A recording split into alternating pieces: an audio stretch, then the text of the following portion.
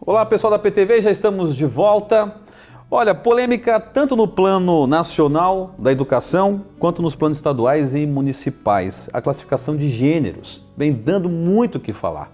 E para esclarecer melhor você de casa, melhor a família, estamos recebendo aqui no nosso estúdio o Procurador da República, o Dr. Guilherme Shelby. Ele é autor de diversos livros e tem um conhecimento muito profundo desse assunto, né, doutor? Obrigado por aceitar o nosso convite. Eu que agradeço estar aqui com vocês nesse tema tão assustador para as pessoas de bem do Brasil.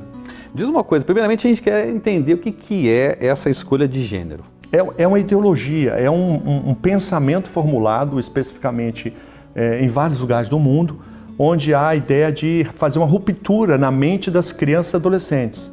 O alvo são crianças e adolescentes. O alvo é gerar uma diferenciação, dizendo que o sexo biológico, macho e fêmea, não deve corresponder ao comportamento sexual. E nessa forma, gerar, principalmente nos meninos, relativizar a masculinidade e nas meninas a feminilidade. Ou seja, é um abuso na formação psicológica das crianças, porque meninos são meninos, meninas são meninas. É natural que cada um deles receba a formação cultural e psicológica de acordo com o seu sexo biológico, porque a criança está em desenvolvimento. Ela não tem como se proteger, ela não tem como se lidar com esse tema complexo da sexualidade adulta. Então o que eles fazem, na verdade, é uma ação ideológica de corrupção da identidade sexual das crianças. Cada um tem seu papel na sociedade, homem e mulher. E parece que quer destruir isso, né? É um movimento de revolução cultural. O que estão tentando fazer é gerar uma corrupção no entendimento da criança. Passam por cima da família, violam até mesmo os preceitos da psicologia. É a psicologia que diz que a criança deve ser protegida de informações abusivas para o seu entendimento. A Constituição brasileira obriga a União a classificar de forma indicativa os programas de rádio e TV. Com que objetivo? O artigo 220 da Constituição, ele diz que as programações, toda a forma de publicação dirigida ao público infanto-juvenil, o artigo 79 do Estatuto também, sim, diz que deve-se proteger a criança respeitando os valores éticos da família. Então, quem tem a atribuição de formar moral e sexualmente os filhos é a família, é a Constituição que diz isso, pai e mãe. O que eles estão fazendo é um abuso, é ilegal. Podem aprovar em município, podem aprovar, até o Congresso Nacional aprovando seria inconstitucional. Porque há um tratado, a Convenção Americana dos Direitos Humanos, artigo 12, inciso 4, ela é categórica. Na formação moral dos filhos, o dever, o direito é da família, mas lá se fala dos pais.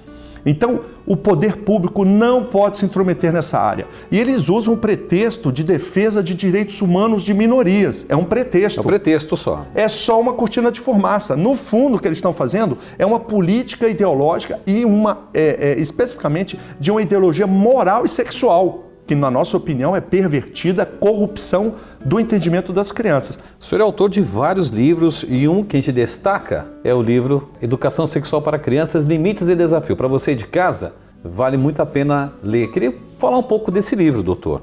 Como que surgiu a ideia da construção desse livro, da publicação desse livro?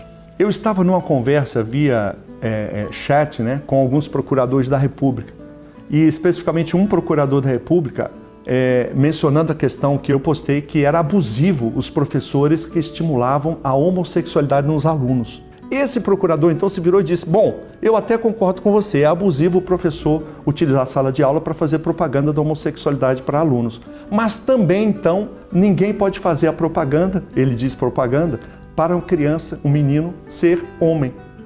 Então uma deturpação tão grave que eu falei, não, tem uma coisa errada na formação da nossa mente. Aí eu fui estudar e descobri, na verdade, que o constitucionalismo, os direitos humanos, na sua formulação teórica, ele foi contaminado por uma ideologia marxista, socialista, cultural, que pretende fazer dos direitos humanos um instrumento para uma revolução cultural.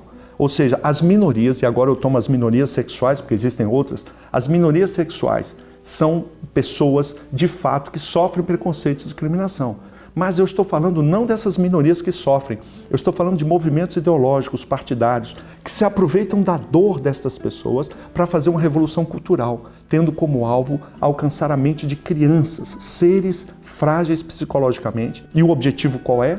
Com a corrupção da mente das crianças, eles querem fazer uma revolução social. Essa responsabilidade com relação à votação de gêneros ficou a cargo do vereador. Como que o cidadão pode interferir nessas votações, doutor?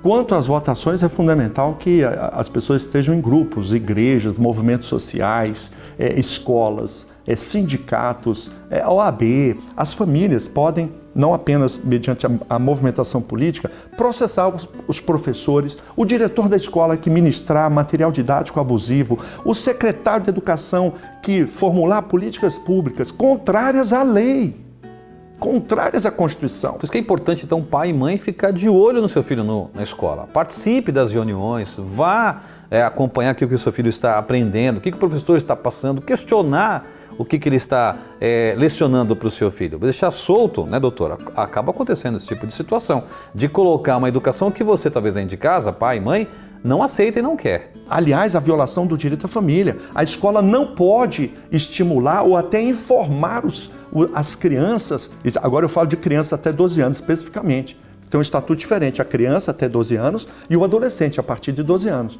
A criança, ela tem uma proteção maior do que o adolescente, porque ela está numa condição de fragilidade psicológica especial. De formação, né? E tudo certinho na cabecinha dela. Estão rasgando a Constituição, os conceitos da psicologia, em nome de uma pretensa defesa de minorias. Mas, na verdade, o que eles estão fazendo é a erotização das crianças. De quantos anos para cá que isso vem piorando, doutor?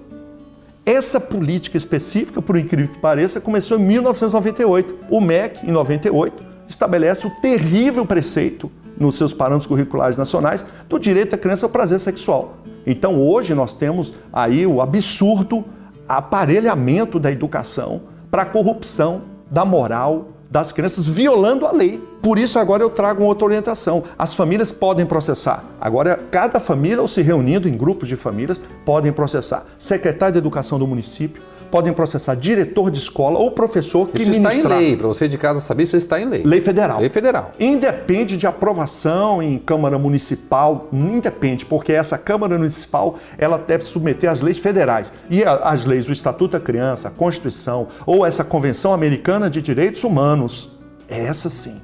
Essa tem uma estatura legal que o Supremo Tribunal considera até acima das leis. Então, a lei proíbe. Para a gente finalizar, doutor, existe alguma manifestação contrária em andamento, em sites, onde as pessoas podem acessar uma abaixo-assinado, não sei, de que maneira que o cidadão comum está assistindo a gente agora, quer se manifestar e quer se posicionar contrário, inclusive? Olha, o conteúdo desse livro eu coloquei de forma gratuita no site do programaproteger.com.br. Você pode acessar no ícone textos, educação sexual para crianças. É tão relevante que eu coloquei tudo lá. Então você pode primeiro se informar. Acesso gratuito, né? Dá acesso gratuito. Você pode imprimir, tem os rodapés, tem tudo para você ler e se informar. Mais uma dica para o pai e mãe. Verifique sempre o material escolar do seu filho. Dá uma olhada, chegou com material novo em casa, né? O livro, às vezes, que o próprio colégio está oferecendo, dá uma folhada, dá uma lida lá, para poder se ambientar, saber, entender o que teu filho está aprendendo na escola, né, doutor? Muito bom. Doutor, foi esclarecedor. Eu fiz questão de trazer o senhor aqui porque é uma coisa que me incomodava muito. A PTV tem essa característica de um programa da família e foi muito bom trazê-lo aqui, esclarecer essas dúvidas, essas ideias e trazer um pouco de luz para um assunto tão polêmico que nem todo mundo aí tá reparando. É verdade. Obrigado pela presença. Eu que agradeço a todos. Obrigado. E a PTV continua, não sai daí, depois do intervalo tem muito mais.